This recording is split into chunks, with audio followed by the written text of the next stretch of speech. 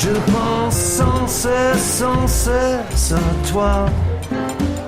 Hello and welcome to The Foretop. It's a roundtable discussion of today's hot button topics in food and beverage. I'm your host, Catherine Cole. In this, our 14th episode, we will discuss the dialogue that is the grocery store checkout script. Do you know your lines? For our second course, we'll ask the perennial question, is the dinner party dead? And for our final course, we'll try to identify the average home cook. Who exactly is this person? Now, let me introduce our esteemed panelists here in the studios of OPB. Megan Scott is the editor, recipe developer, and project manager for The Joy of Cooking. Welcome, Megan. Hi, thank you. Laura Russell is a cookbook author, food writer, and recipe developer for Christopher Kimball's Milk Street. Hi, Laura. Hello, Catherine. And Heather Arndt Anderson is a culinary historian, botanist, and food writer. Welcome, Heather. Hi, Catherine. Over the past decade or so, a societal shift has been happening in gourmet groceries and supermarket chains alike. It's the checkout question, as in, how's your day going? Or what are your plans for the weekend? Heather Arndt Anderson, I'm curious what you think about this trend. What is your reaction when you get questions like this? Do you find them to be intrusive or endearing? You know, it depends on the person delivering the line. I have a very fond memory of a regular checker I had at a 7-Eleven store, and he was an older dude from Central or Latin America. His name was Rupert. And if I was ever buying a 6-pack of beer or any other alcohol, he would say, "Party time." Like, not judgmentally at all, but he just would just cheerfully, offer that he was giving me the approval that I was about to go drink some alcohol. I love that. And so I just always, party time. I loved him. But, I think that a lot of times your garden variety grocery store clerk is really just trying to alleviate for one moment the mind-numbing boredom of their existence. And I hate to say, I was a checker in college or in high school. And I come from a long line of people who have worked various checkout jobs. And it is a very boring job. And so I think that people sometimes really genuinely want to know what's going on outside the store. But I hate it when waiters or waitresses do that because I know that they're just trying to get that tip. And I especially hate it when they crouch down next to you and try talking to you like that. That feels very insincere. But I don't know. What do you think, Megan? I think I agree. It depends on the person because sometimes it seems genuine, like they really do want to know how you're doing or they have something different to say than just, "Hi, how are you? What are you doing for dinner?" But honestly, I was thinking about it and I kind of like it when someone at the grocery store asks me what I'm making with something I bought because it might be kind of like a weird item, or I'll buy a bunch of something and they'll be like, "Oh, what are you going to make with that?" So it's kind of fun to talk about what you're making, and that can lead into more interesting conversation while you're standing there. I always want them to ask me what I'm cooking with my ingredients, and sometimes I just volunteer what I'm making, and they give me like the smile and nod. I feel like that is a legitimate question, even though perhaps they've been trained to think that that's an intrusive question. Because you might be buying something embarrassing and, True, yeah. condoms and, I don't know. And celery root. But I feel like, what are you cooking tonight is so much better of a question than how's your day going? And I don't know. I don't mind the innocuous questions. I particularly like that question, what are you making? Or if a checker might say, "Oh, I've never tasted tarragon. What does that taste like?" But I'm noticing a lot more questions recently that are a little more prying than I care to answer. Like I really don't like the question, "What are you doing today?" Not just do you have big plans for the weekend and you can, sort of give an off-the-cuff answer, but these specific what are you doing? Or I had someone ask me recently, "What have you been doing this morning?" And I just casually said, "Well, I just came from a meeting." "Well, what was the meeting about?" And I was kind of like, well, you don't really need to know that. And I'm not going to answer you. Axe Murderers Anonymous. Right. Exactly.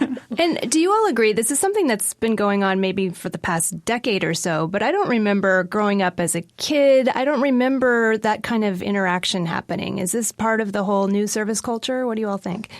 I feel like it's always kind of been this rote thing that service people blurt out just as, I think it's not necessarily scripted as part of their job description, but it just seems like a thing that people have always sort of said. But maybe more often in places where you're a regular customer. I don't know what your experience has been. You don't remember, Catherine, being a kid and your mom just talking to the grocery store guy? I don't remember the specific questions that you hear a lot now, which are, what are your plans for tonight? Mm-hmm. What are your plans for this weekend? How's your day going? Yeah. And I actually, before this recording, I sent out a query on Facebook, and my responses from folks, and I, of course, I'm friends with a lot of people in the food industry, half of them said, I've been in service and I'm just bored and trying to make conversation, and we are trained to try to interact with the customer. And the other half were consumers who said, I find those questions to be so intrusive and annoying. They drive me crazy. Mm-hmm. So it seems like the shopping world is split on this. Well, I had an experience a couple of years ago at New Seasons, which is a wonderful grocery store here in Portland. And I love the store, but I don't know if any of you experienced this, but about once a year they would do a survey and they would kind of trap you at the register. So as your groceries were going through, someone would come over with an iPad and stand there and say, I have 3 questions. Oh. And question 1 Murder, was bang, or kill. Well, yeah. Question 1 was, where are you coming from? And I just said work. Question 2 was, where do you live? And so I said my zip code. And the guy said, no, show me on the map. And I said, that's weird. And I said, no. And then the third question, he said, where are you going when you leave here? And I just looked at him, and with the straightest face possible, I said, I'm going to shoot porn. I don't care where I'm going. Of course, nowadays, it seems like your smartphone is already telling the store all this stuff already. Right. Mm-hmm. So they aren't asking those intrusive questions. Have you all heard about the new Amazon grocery store in Seattle where you don't actually interact with anyone? You just walk in and your smartphone sort of interacts with something in the doorway, and then you pick things up and put them in your basket. And as you leave, you're charged just for whatever you take with you. Wow. No, I had not heard about that. As an introvert, I feel like part of that idea appeals to me because having worked in the service industry, mostly back of house, I totally empathize with people who are asking you, how's your day, or just asking those questions because I know the job is hard and interacting with so many people is difficult. But also as an introvert, those questions annoy me so much and I just don't want to talk about it. And part of me is like, when someone asks me how my day is, I'm like, should I be honest and say, actually not very well? Or should I just say, it's fine, and kind of move along? But I don't know. I like the idea of human interaction, but the reality of human interaction is often not my favorite thing. I am right there with you, Megan. Yeah. I feel like 9 times out of 10 when I am at the grocery store, I'm having a horrible day. I just sort of tend to do groceries on really horrible days. I think the grocery shopping can make your day worse because you're like you're playing chicken with other people in their big shopping carts and like the kids' shopping carts that look like a truck and there's like 3 kids hanging off it and you're like I just wanted to get some almonds and you can't find them or they're out of stock and then you're like, okay, it's all of a sudden it's a bad day now. I just wasted 25 minutes of my life. Well, so what do you all think of the script in restaurants lately? And actually, maybe we can play a clip of comedian Max Silvestri, who's kind of been making a name for himself, poking fun at the food industry and the restaurant industry. He kind of goes through the whole "Have you dined with us before?" script. And they're just like, hey, have you ever dined with us before? And there's like so much mischief in their voice. We are one of a kind. And whatever answer you give, they don't care. They're like, actually, 2 of us have, but this is her first time. They're like, great, doesn't matter. Why did I ask? Anyway, would love to tell you a little about what we do here at the restaurant. So kind of our philosophy is we're all about taking ingredients and then preparing them and serving them. So that's sort of the organizing principle is we just let them speak for themselves, except in cases when we don't. So it's complicated. The chef's sort of vision for the meal is that everyone spends about $80 but not be full. So that's kind of a good guiding principle. Everything's kind of built to share, but in a way that makes no sense. So, like, you're 5 people. If you were to order this is great for sharing, but there's going to be 3 of them that come out, and they're impossible to cut. So we find the lowest common multiple of everything we serve you. I highly recommend this ravioli for the table. You'll have to cut it into 24 tiny pieces to make this be fair at all. But let me kind of explain. Yeah, I don't like being condescended to, and I think that the general assumption is that what the feeling I'm taking away from it is that this person either thinks that I'm such a hayseed that I've never dined out before, or that I can't possibly figure it out on my own. Yeah, and I think that they should just trust diners to ask questions if they have them, because I think that people do want to know, what they're eating. If they don't understand, they'll either avoid it or they'll ask a question. Well, and if the menu is that complicated that it warrants so much individual explanation, they may want to just tone down the menu. Right. I've definitely had that experience of you're getting the initial spiel and they tell you a list of like the 5, okay, so our soup today is this, and then our special, we have 3 specials. One is this with 5 things. The next thing is this with 5 more things. And by the time they finish, I can't absorb all that information. So I don't know. I don't really understand what you just told me because it went too fast. Yeah. I need it written down. I also wonder if part of the way we dine today, these days people like to just go out and share a couple appetizers or something, and the restaurant's trying to sell everybody 3 courses. So maybe is that why they do this whole thing with, do you know how our menu works? And we recommend ordering 3 courses per diner, or what you were mentioning before, Laura. I'm just wondering, kind of an upsell. Yeah, they're just trying to get more money out of us. Yeah. I don't know. Probably. Although, I mean, after a hard winter, I'm sure the restaurants could use everyone ordering 3 courses. I always over-order, so I think I'm a good diner. But we are all familiar with small plates by this point in society. We've all been in a place where, food's going to come out in small portions, and you might have to order more. Or have a peanut butter sandwich later. Yeah. Well, let's move on to our second course. Do you have a stash of fine china and silver that never gets used? Join the club. While lifestyle magazines are full of photo spreads depicting stylish dinner parties, newspapers like the New York Times seem to publish a piece once a quarter declaring that the dinner party is dead. Laura, Russell, you've been known to throw a fabulous dinner party or two. What's your take on this? Well, I would never declare the dinner party dead. I love having dinner parties. At certain points in the year, I may be having a dinner party once a week. I have a very long tradition of this that started in college. And I've always found dinner parties to be just a great, great way to bring people together. I've had people over who I barely know, and by the end of the night, we're friends. I like to use it as a way to introduce people to each other. And right now, in this particular political climate, I feel dinner parties are just a very, very grounding experience for me to get to sit with friends and enjoy a meal together and have some time. So I'm all for the dinner party, not surprisingly.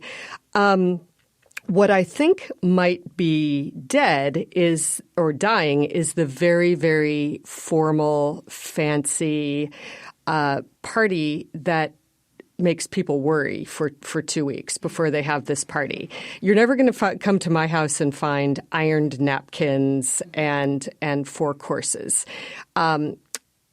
So to me, just the idea of maybe making a pot of curry and some steamed rice and buying mango sorbet for dinner is still a dinner party.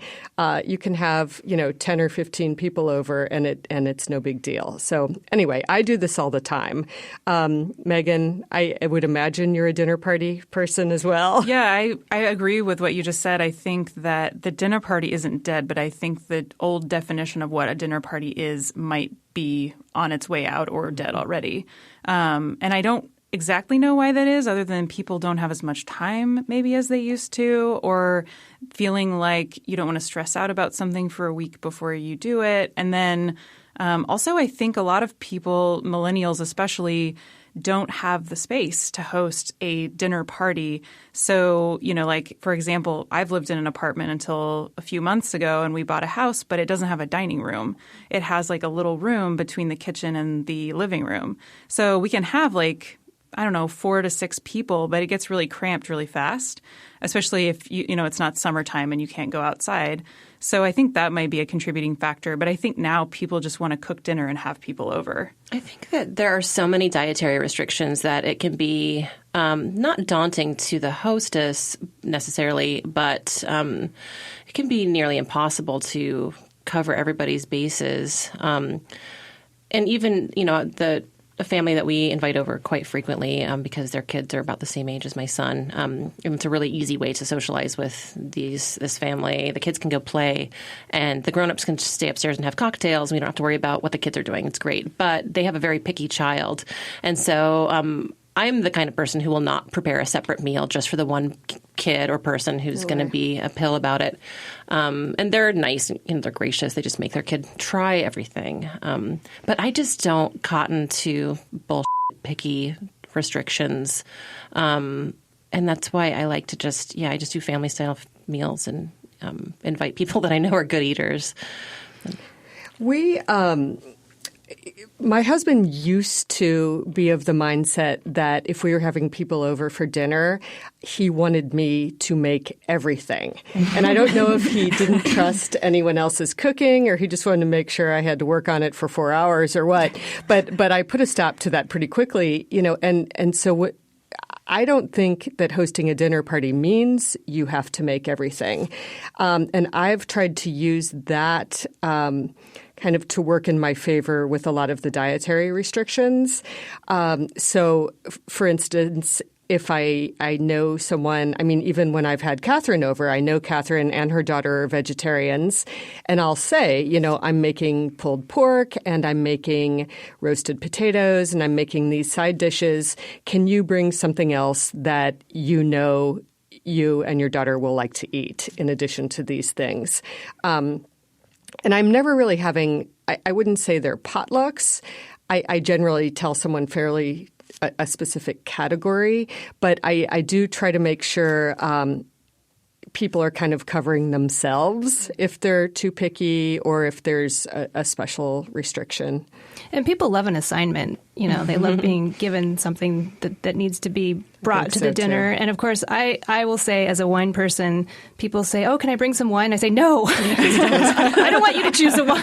Please don't. Just don't do it." It's much better if you bring a side dish or a home-baked pie or even a grocery store bought pie.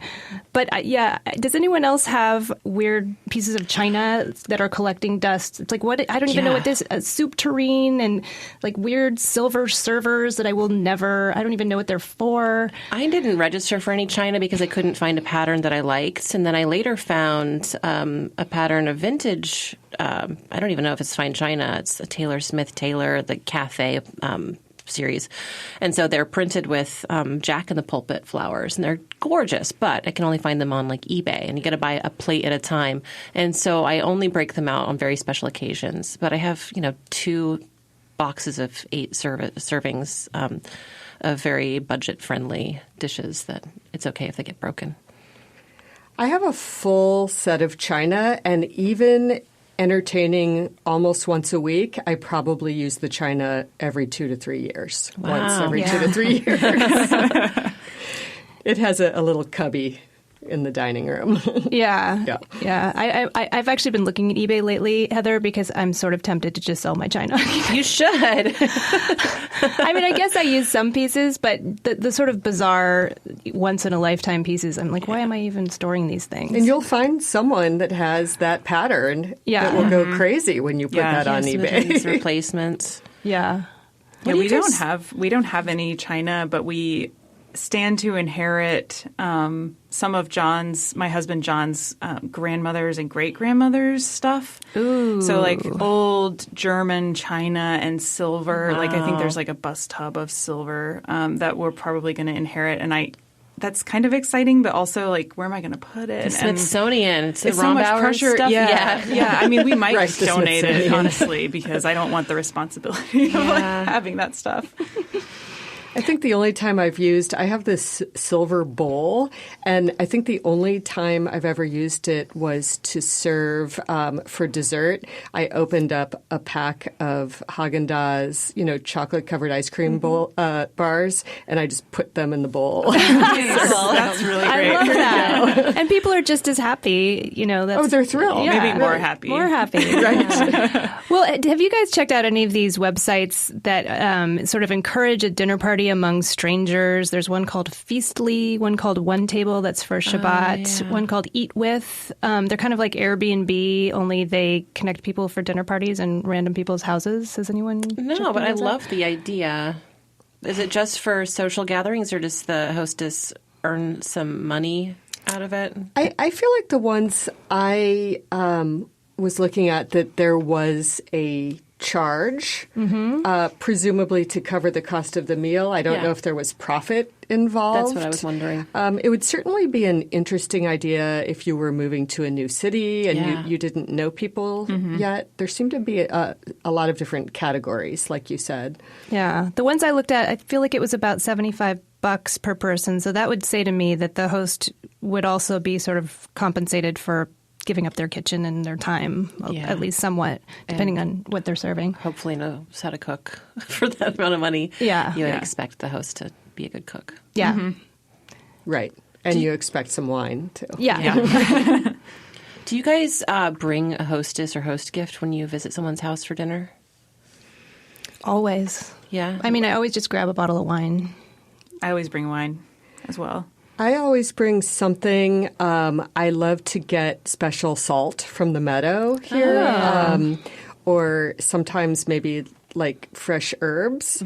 But I always take something. But on the flip side of that, if people are coming to our house, especially if I've asked them to bring food, I certainly wouldn't expect to receive something. I feel like if you're making something and bringing to share to our house, I don't need a gift.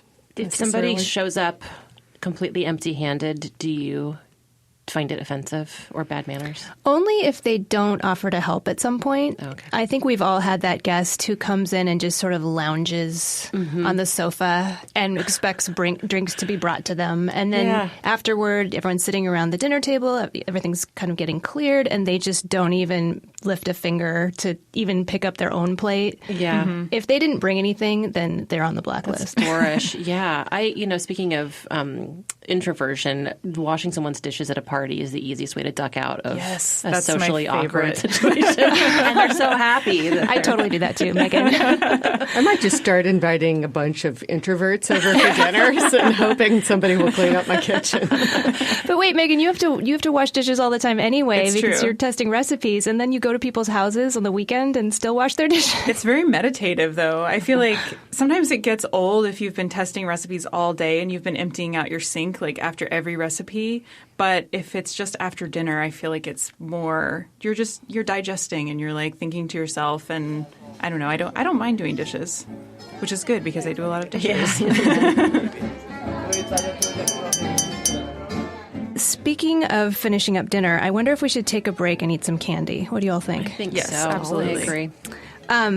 We have some wonderful samples here from Cavalry Candy, which, Heather, is it based here in Portland? Yeah. They're based right here in the River City. And we have some wonderful gummies.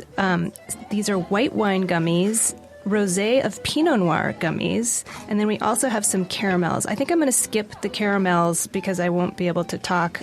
My teeth will be stuck together. But I'm going to pass these candies around, and we can all taste them. I can't wait to taste the rosé of Pinot Noir gummies, which They're are so pretty. heart-shaped. They are, Goodness. aren't those darling? These are really good. I tasted the rosé gummy, and you actually get a really lovely wine taste. I mean, it's nothing that's too in your face. It feels like it's supposed to be there, but it's really quite good. Yeah, I don't think I've ever tasted. I've certainly written about rosé gummy bears because it's kind of a thing. It's been a thing for the last couple of years, but I don't think I've ever had a chance to actually taste them. So this is fun. I had some gummy bears the other day thinking, oh, these are going to be great. I haven't had these in years, and they are so hard. They're so the regular ones, awful, right. like they stick in your teeth, but these are extremely soft and lovely. Yeah, they're wonderful. I don't know if you've all seen it. My kids maybe are just the right age for them. There are jelly beans now that smell and taste like horrible things, like trash or vomit. Or yeah. And so that's the big thing. And so they're always coming home, taste this, Mama. And I'm like, nope. Right, and then you're Fool supposed me to once. guess what it is. Yeah. I'm like, no, thank you. What were the candies in Harry Potter that tasted like all different kinds of things? I can't remember what they were called. I don't know. But it's definitely a Harry Potter thing. Yeah. And then there's the, was it the everlasting gobstopper from Willy Wonka and the Chocolate Factory that tasted Yeah. like blueberry pie and mashed potatoes and gravy? Well, I feel like these wine-flavored gummies, it's the same thing only for grown-ups. So. Right. Who is the average home cook? Is it true that the only people who really cook these days are the bourgeois who have Viking ranges and plenty of leisure time? Megan Scott, you are toiling away at the newest edition of The Joy of Cooking, and I'm curious who your readers are. Who's your demographic? Who is the average home cook? And are they your readers?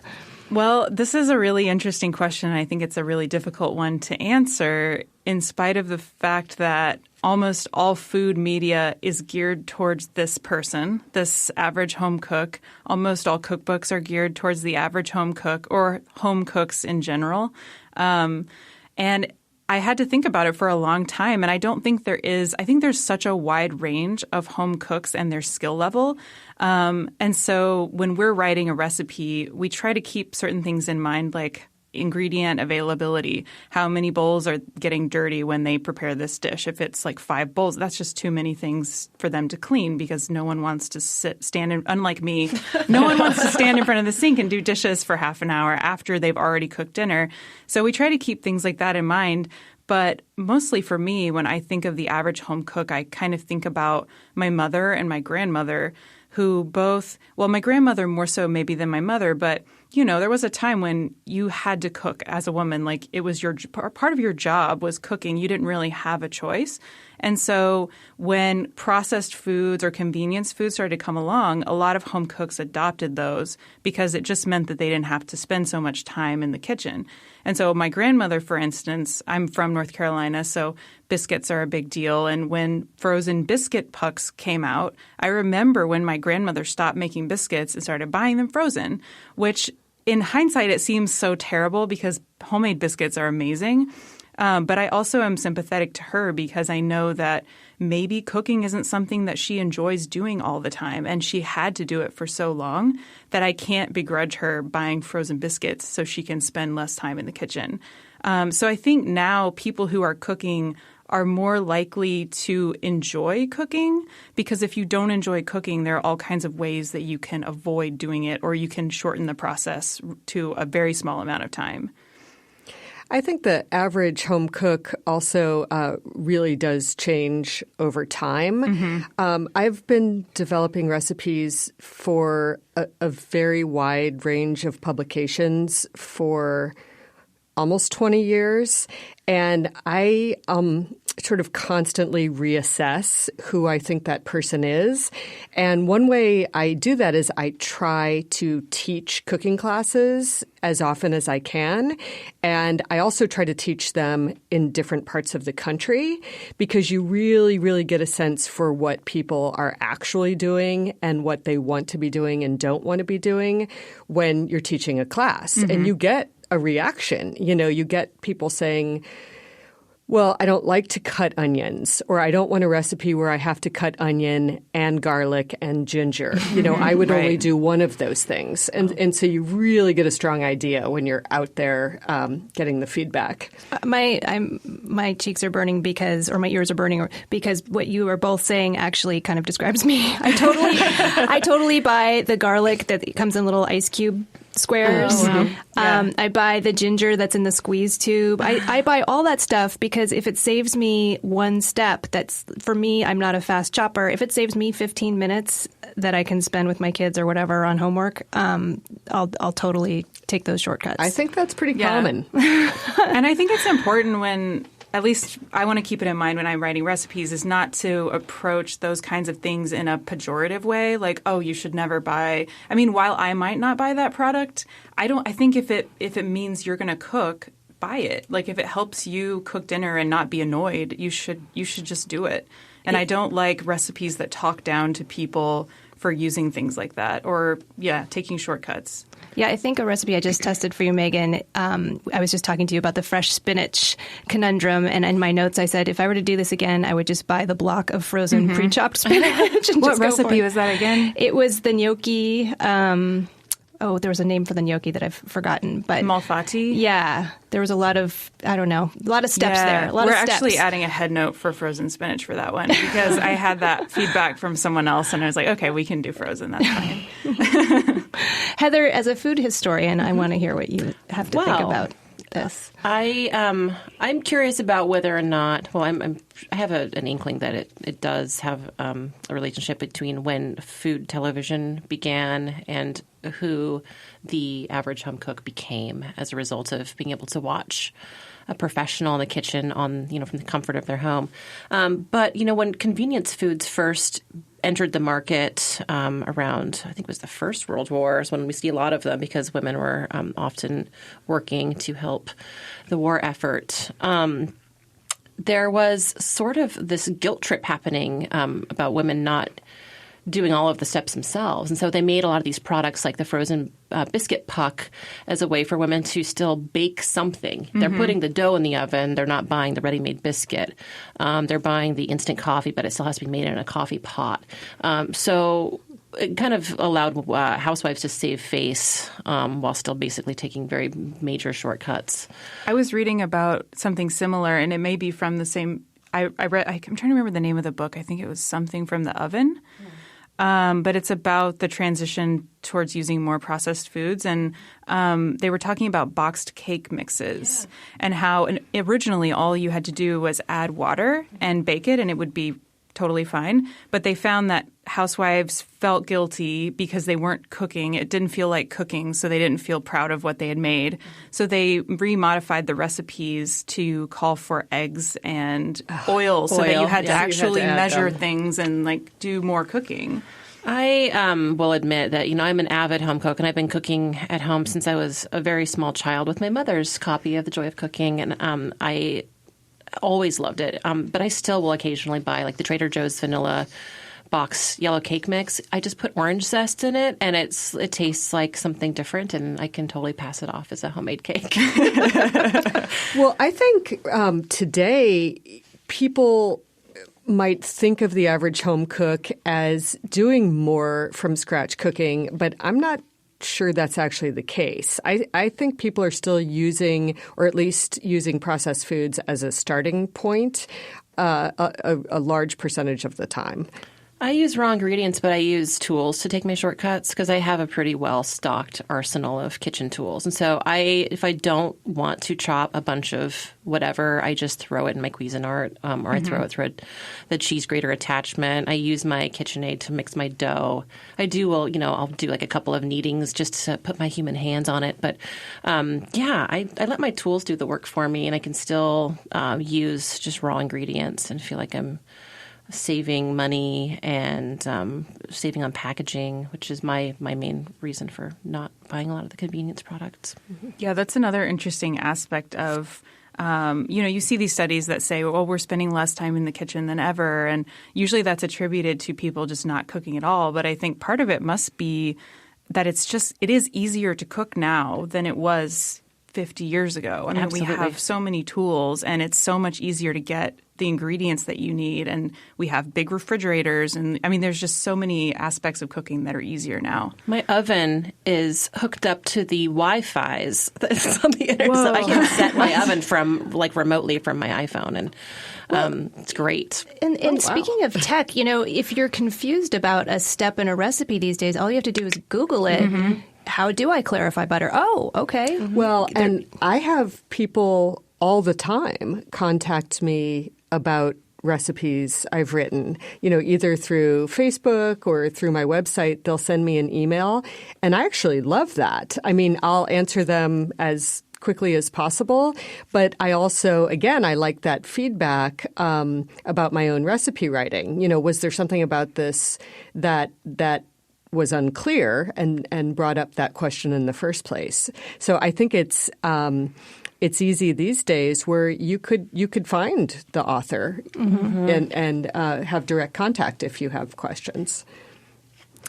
Megan, what you were saying before about tools, and Heather as well, just made me think of this book I've been reading with my older daughter. It's folk tales from around the world, and they're classified kind of by theme rather than by country. Andrew Lang? Possibly. Oh.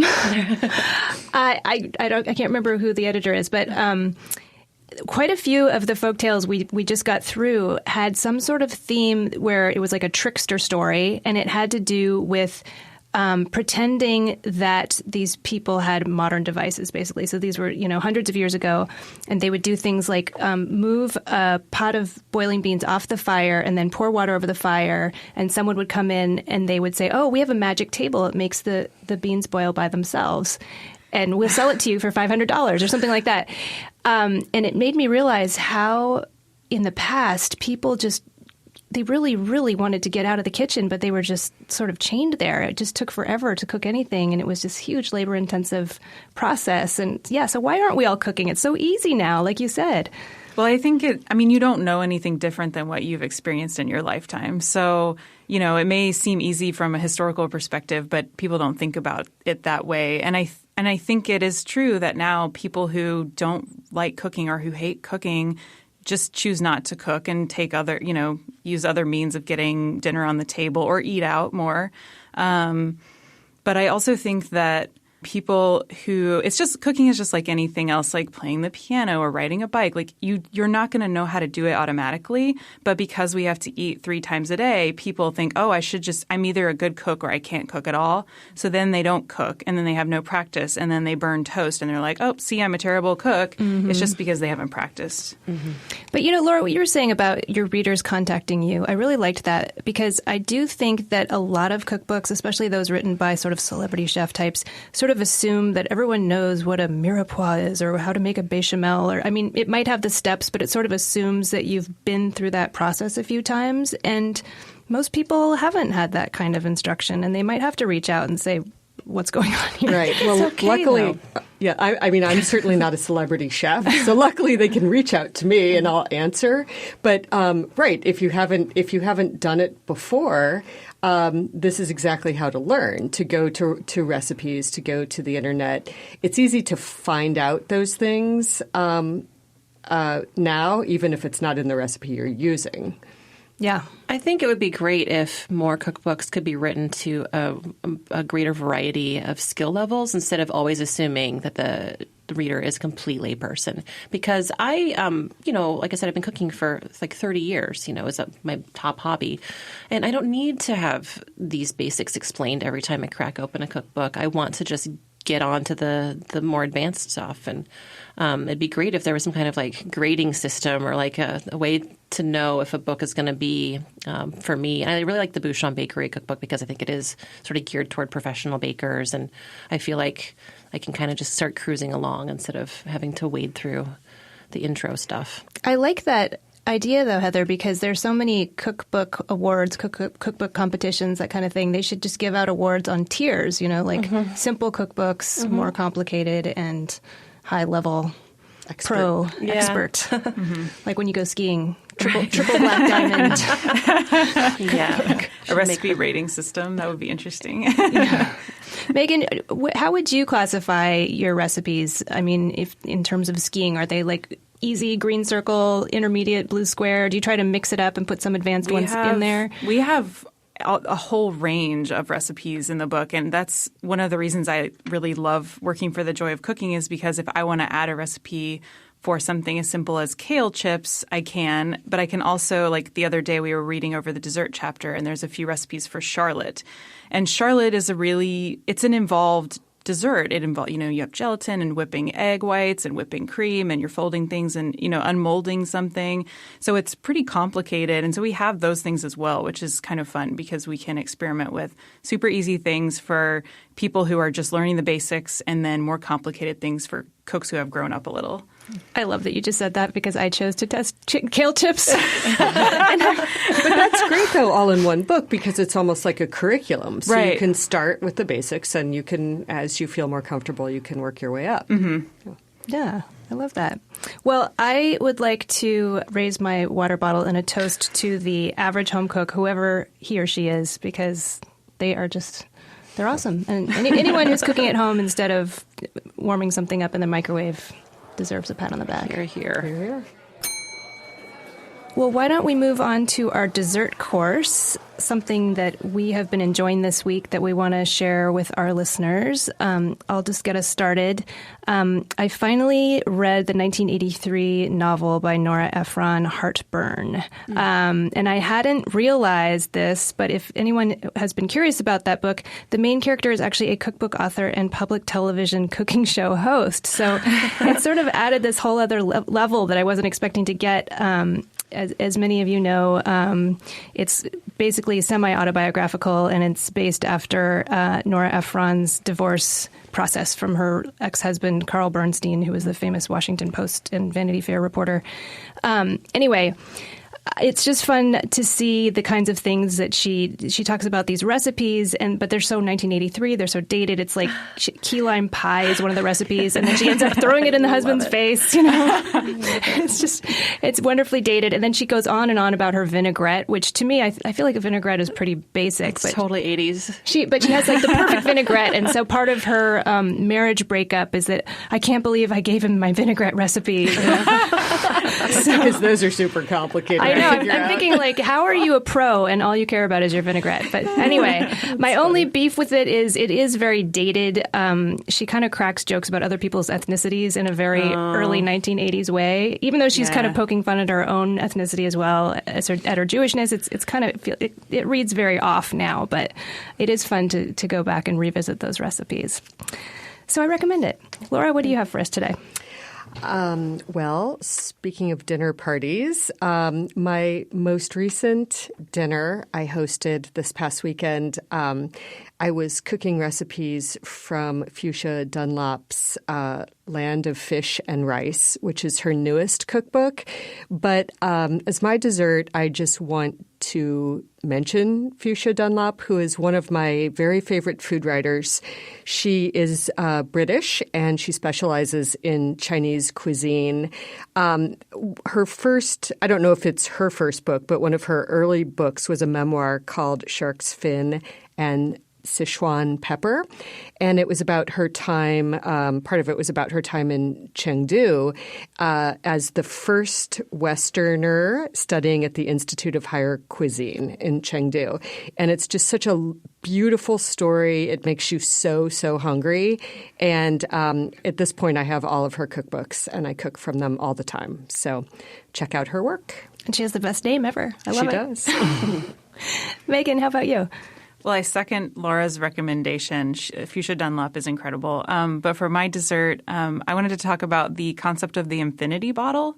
This past week or 2 weeks ago, I read a piece in Punch magazine, like online magazine, about keeping an infinity bottle, which is like when you buy whiskey or scotch, you would take the last 2 ounces of your bottle and put it into either like a decanter or just another bottle, and then you just keep adding to it. So people get really into it. Like they'll have one for peated scotch, and they'll have one for whiskey and bourbon. They'll have a bottle for gin or, stuff like that. But it's mostly whiskey and scotch.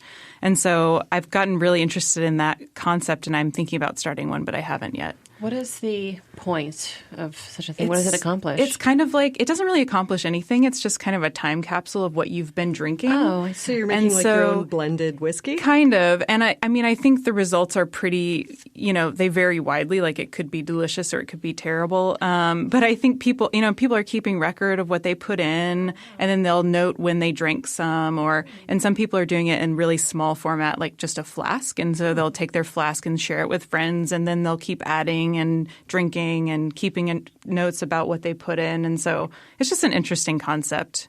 I don't know how delicious it would be. It's something to do with that ridiculous cut crystal decanter you got as a wedding gift. Exactly. What am I going to do with this? Getting back to our earlier point.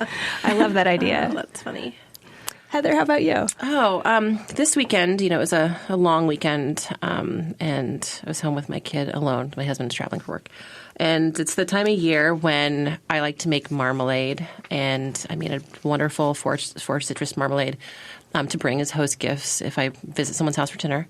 But every time I make marmalade, I always think of the Pink Floyd song, Alan's Psychedelic Breakfast. And he's making his breakfast, and he's like, marmalade, like marmalade. And so I just like that kind of will replay in my head over and over the course of 4 hours. But it's a great album, and I really love food, songs that are about food. I just love them, and I made a playlist of those songs to listen to when I cook. Yeah, it's good to have a playlist for cooking. Mm-hmm. Well, thank you. And actually, that leads in perfectly to my closeout of the show, where I thank all my panelists. And Heather Arndt Anderson, are you the world's expert on breakfast, by the way? Speaking of breakfast, you did write The History of Breakfast, didn't you? I wrote a book. Yeah, I wrote Breakfast a History. I'm not an expert at anything, though. Well, thank you for being here. Thank you for having me, Catherine.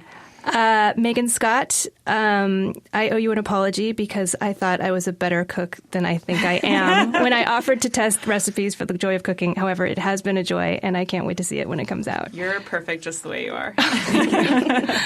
Laura Russell, I feel like we're in a time warp as we're taping this because your article on Fine Cooking about watercress and this very show are both up for IACP Awards. That's the International Association of Culinary Professionals.